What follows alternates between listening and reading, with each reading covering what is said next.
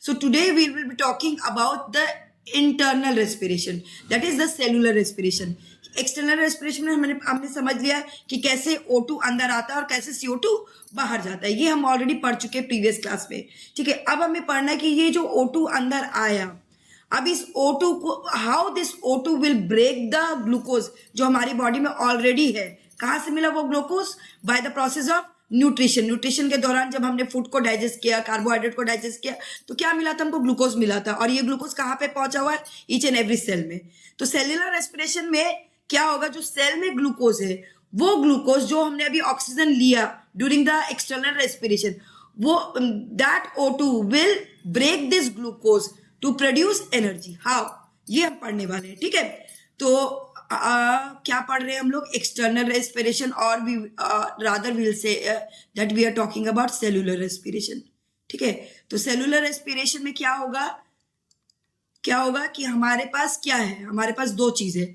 हमारे सेल के अंदर क्या क्या चीज प्रेजेंट है? सेल के अंदर, सेल के पास ग्लूकोज भी है और सेल को O2 भी हमने प्रोवाइड कर दिया. ठीक है, अब ये जो ग्लूकोज है, ठीक है, इसमें दो स्टेप्स होंगे.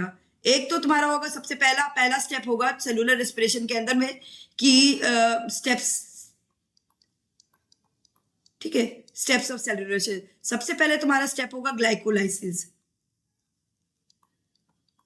ठीक है, ग्लाइकोलाइसिस में क्या होगा तुम्हारा कि ये जो ग्लूकोज था, ये देखो, जो ग्लूकोज हमारे पास था, वो ग्लूकोज क्या करेगा? सेल के साइटोप्लाज्म के अंदर. ये ग्लूकोज कहां पे? साइटोप्लाज्म के अंदर ब्रेक कर जाएगा पायरुविक एसिड के अंदर. किस पे कन्वर्ट हो जाएगा? It will get converted into pyruvic acid. And glucose is a 6 carbon compound, ये हमको पता है. पायरुविक एसिड जो प्रोड्यूस हुआ वो क्या है? 3 कार्बन कंपाउंड है. क्लियर? तो इसमें कन्वर्ट हो जाएगी ये साइटोप्लाज्म के अंदर में. अब ये जो पायरुविक एसिड है, ये अब अलग अलग प्रोसेस में अंडरगो करेगा. देखो यहाँ पे हम एनसीईआरटी बुक को देखते हैं, तब आपको और अच्छे तरीके से समझ में आएगा. Let me erase what I have written over here and then it will be easily clear to you. See, just now I said कि ग्लूकोज जो कि आपके सेल में ऑलरेडी प्रेजेंट है, तो साइटोप्लाज्म के अंदर ये ग्लूकोज किसके अंदर ब्रेक हुआ? पायरुवेट में या पायरुविक एसिड में, which is a 3 carbon molecule. अब ये पायरुविक एसिड 3 अलग अलग प्रोसेस में जाएगा. ठीक है, ये बहुत बहुत इंपॉर्टेंट क्वेश्चन है. ये PYQ रह चुका है प्रीवियस भी. और इसका क्या हम लोग बोलते हैं? इसको break down of glucose by various pathway.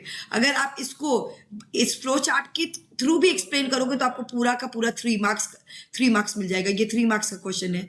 ठीक है, तो मैंने क्या बताया कि ये जो ग्लूकोज 6 कार्बन है, साइटोप्लाज्म में किस में कन्वर्ट हो जाएगा? 3 कार्बन पायरुवेट में. अब ये पायरुवेट 3 चीज हो सकता है इसके साथ में, ये पायरुवेट के साथ में. आपका absence of oxygen, that is anaerobic respiration. Then lack of oxygen, ये भी क्या है? एनारोबिक रेस्पिरेशन है.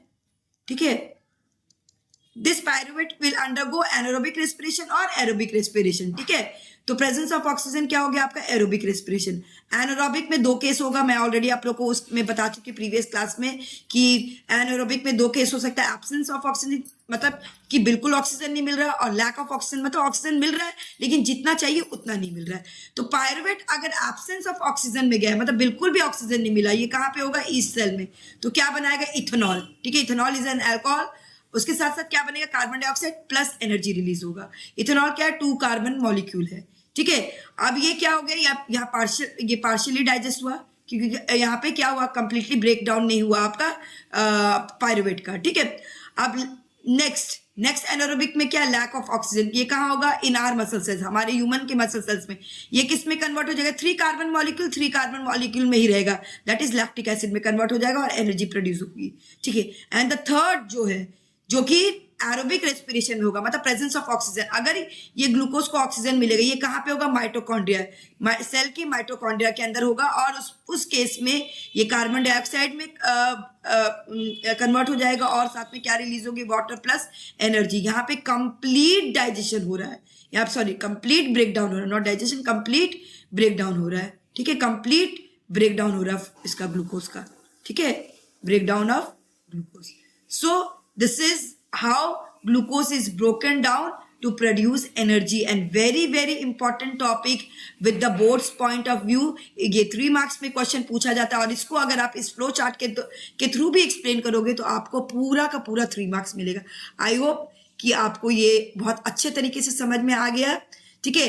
और ये जो स्टेप है, ये जो ग्लूकोज जो पायरुवेट में कन्वर्ट होता है, इस स्टेप को क्या बोला जाता है? ग्लाइकोलाइसिस. क्या मतलब हुआ ग्लाइकोलाइसिस के? ग्लाइकोलाइसिस, ग्लाइको मतलब ग्लूकोज, ग्लाइको मतलब ग्लूकोज और लाइसिस का मतलब हुआ ब्रेकडाउन.